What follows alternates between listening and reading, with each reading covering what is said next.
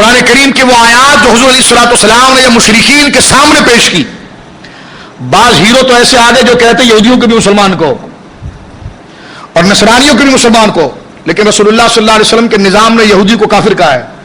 کیا کہا ہے بولے؟ کافر کہا ہے. نصرانیوں کو کیا کہا ہے؟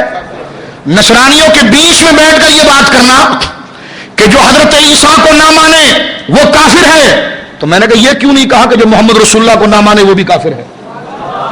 یہ آدھی بات کیوں کہ انگریزوں کو خوش کرنے کے لیے، امریکہ کو خوش کرنے کے لیے. یہ کون سا دین و دھرم ہے؟ یہ ساری باتیں عقائد اگر آپ کو تمیز نہیں ہوگی تو آپ حق اور باطل کو کیسے سمجھیں گے؟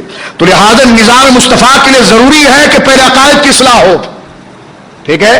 یہ جو نظام دیا جا رہا ہے نا کہ یہودیوں کے ساتھ مل جاؤ، ہم نے کہا یہ کبھی نہیں ہو سکتا. قرآن نے واضح طور پر یہود و نصارہ کو کافر کہا ہے. آپ کو یہودی تو مسلمان لگے لیکن ممتاز قادری کافر لگا. کیا آپ نے پی جی امیر کے پروگرام کے اندر کہہ دیا کہ سلمان تاثیر جو تھا اس سے چھوٹی موٹی غلطی ہوئی تھی اور ممتاز قادری کو قتل کرنا جائز ہے اور اس کا قتل، اس کو پھانسی دینا درست ہے؟ تو میں نے کہا اس سے تھوڑی اگر 10% بھی نرمی جو آپ یہودیوں کے لیے کر رہے تھے وہ آپ نے ممتاز قادری کے لیے کیوں نہیں کی؟ اور کہنے کہ سلمان تاثیر سے درمیان میں ایک لفظ جوڑنے کے لیے آگے بات لا رہا ہوں کہ یہ کرنٹ ایشوز ہے نا، اس پر نظر رکھنا بھی تو نظام مصطفیٰ ہے نا. اس پر نظر رکھنا اور الجھنوں کو سلجھانا شرعی قواعد سے، یہ بھی تو نظام مصطفیٰ ہے. یہ کہنا کہ سلمان تاثیر نے کوئی خطا نہیں کی تھی اور اس کا ایسا کوئی قصور نہیں تھا، تو میں نے کہا خطا تو پھر وہ آسیہ ملونہ نے تو کی تھی نا، جس نے حضور کی شان میں بکواسے کی، جو FIR موجود ہے. کہنے لگے جی ہاں کی تھی. میں نے کہا تو جیل میں کون ملنے گیا تھا اس سے؟ کوئی مسلمان گیا تھا یا تاثیر گیا تھا؟ کہا جی تاثیر گیا تھا. ہم نے کہا تاثیر نے وہاں پر بیٹھ کر اس کو تھپڑ مارا تھا یا مسلمانوں کے منہ پر جوتا مارنے کی کوشش کی تھی؟ مسلمانوں کے. اس نے حضور کے نظام کے فروغ کی بات کی تھی یا اس ملونہ کو یہ کہا تھا کہ تیرا یہ حق نہیں تھا کہ تو نبی پاک کی شان میں گھٹیا الفاظ کہتے؟ گندی گالیاں. وہ FIR کی فوٹو کاپی ہمارے پاس ہے. گندی گالیاں معاذ اللہ سید عالم کو اس ملعونہ نصرانیہ نے، وہ عیسائی تھی، اس نے دی. تو میں یہ کہنا چاہتا ہوں کہ سلمان تاثیر نے جا کر جس وقت آسیہ ملونہ کی تائید کی اور یہ کہا کہ میں اپنا پورا زور لگا کر اسے آزاد کرواؤں گا، یہ کوئی قصور نہیں ہے. ناموس رسالت کے قانون کو کالا قانون کہنا یہ کوئی قصور نہیں ہے. میں نے کہا حضرت آپ ہی تو ٹی وی پر بیٹھ کے کرسی پر اچھل کے کہتے تھے جو لوکی نہ کھائے اسے قتل کر دو، جو حضور کے کپڑے کو میلا کہے اسے قتل کر دو. آپ ہی تو یہ کہتے تھے جو حضور کی جوتے مبارک کو جوتیا کہے اسے قتل کر دو. آپ ہی کہتے تھے جو حضور جو سبزی کو پسند کریں اس کو جو پسند نہ کرے اسے قتل کر دو. ڈالروں میں ساری تقریر بھول گئے. اور کیا کدو کی نسبت کے حوالے سے اس کا یہ قصور کوئی کم ہے کہ جس کی تائید سلمان تاثیر کر رہا تھا؟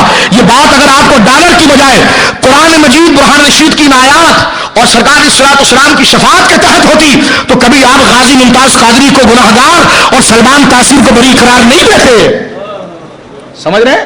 یہ جب تک نظام مصطفیٰ کی پختگی آپ کے دل و دماغ کے اندر نہیں آئے گی تو نام نہاد شیخ الاسلاموں کو بھی آپ اپنا گرو بناتے رہیں گے. لیکن جب قرآن کی آیات اور قرآن کا یہ نظام جو شریعت مطہرہ نے دیا ہے یہ آپ کے سامنے آئے گا. اور اس وقت ہر مسلمان پر یہ چیلنج ہے کہ یہ اس وقت کھڑے ہو کر نظام مصطفیٰ کے لیے کیا کرتا ہے، اور اس کی بڑی ثبوت اہل سنت و جماعت کے لیے ممتاز قادری ہے. تو جمعے کے دن تیار ہو،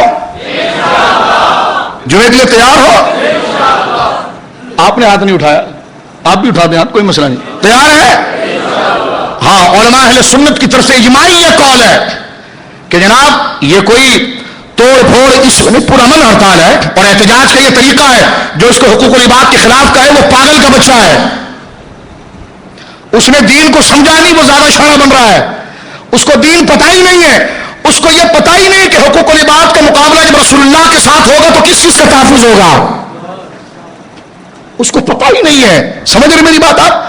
تو لہذا اپنے جوش و جذبے کو ناموس رسالت کے لیے محفوظ رکھے اور اس نے جو کام کیا وہ ناموس رسالت اور نظام مصطفی کے قرار کے لیے کیا ہے. اور میں آگے بات اس حوالے سے آپ کی خدمت درج کرنا چاہتا ہوں اور اسی پر میں اپنی گفتگو کو مکمل کروں گا. آئیے یہاں پر ایک بات جو نظام مصطفیٰ کے حوالے سے میں پیش کروں، ایک کرنٹ ایشو ہے درمیان میں نے لایا اس لیے کہ کس کی ذہن اگر اس میں مشوش یا کوئی کنفیوز تھا تو اس بات کو کلیئر کر لے. آج دارالعلوم جدیدہ میں الحمدللہ تمام اہل سنت کے علماء کا اجماعی طور پر مفتی منیب الرحمان صاحب سے لے کر عام مسجد کے خطیب تک کا پورا اجماعی یہ موقف رہا اور جمعۃ المبارک کی ہڑتال کی مکمل اہل سنت و جماعت نے قائل دی ہے. اب لہذا آپ کا اخلاقی ایمانی تقاضا یہ ہے کہ یہ ظلم ہو رہا ہے, غلط ہو رہا ہے. جب 20 کروڑ روپے لے کر اس انگریز کو جو دوہری قاتل ہے اس کو چھوڑا جا سکتا ہے تو حکومت مطالبہ کرے پیسوں کا, ہم اپنے بچوں کو بیچ کر پیسے انشاءاللہ ادا کریں گے اور ممتاز قادری کو چھوڑائیں گے. اگر پیسے کو دے کر جناب اگر ایک نصرانی چھوٹ سکتا ہے, ایک ملک میں آیا ہوا جاسوس چھوٹ سکتا ہے, تو ممتاز قادری نے جو کیا ہے وہ اس کی بدبختی اور اس کے فساد کی وجہ سے کیا ہے. میں آگے اس مسئلے کو اٹھاؤں گا, ابھی مختصراً جو وقت میرے پاس رہ گیا ہے کہ سردار